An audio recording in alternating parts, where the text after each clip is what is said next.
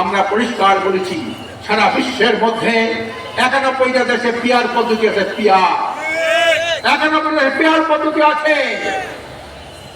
উন্নত 34টা দেশের মধ্যে 25টা দেশে পিয়ার পদ্ধতি আছে।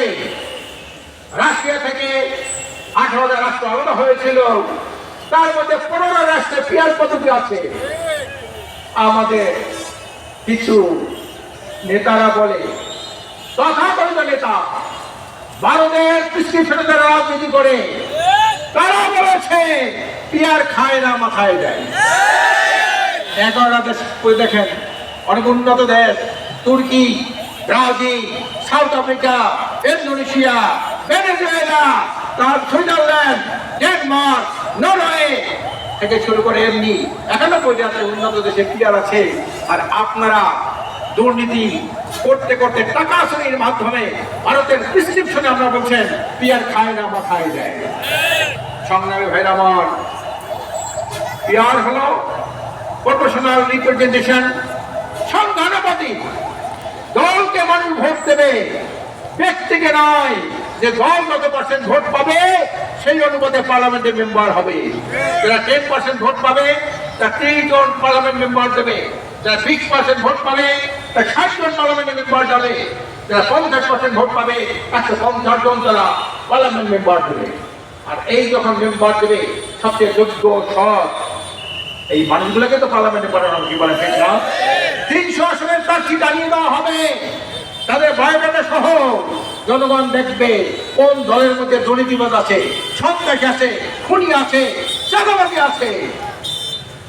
দেশের একটা সম্পদ পাথর, পাথর দেখতে মানুষ যায়, লক্ষ লক্ষ মানুষ। সেই পাথর চুরি করলেন আপনারা, বালি চুরি করেন আপনারা, টেম্পো স্ট্যান্ড থেকে শুরু করে এগুলা চাঁদাবাজি করেন আপনারা।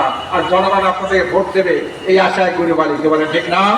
আরেকটা কথা বলতে চাই, যারা এখনো স্বপ্ন রঙিন স্বপ্ন দেখে, তারা ক্ষমতায় গেছে বলে আমার গতকালে টকশো ছিল বিএনপি নেতার সাথে, আমি সেখানে বলেছি বাংলাদেশের ভোট কিন্তু পরিবর্তনশীল, কি বলেন ঠিক না?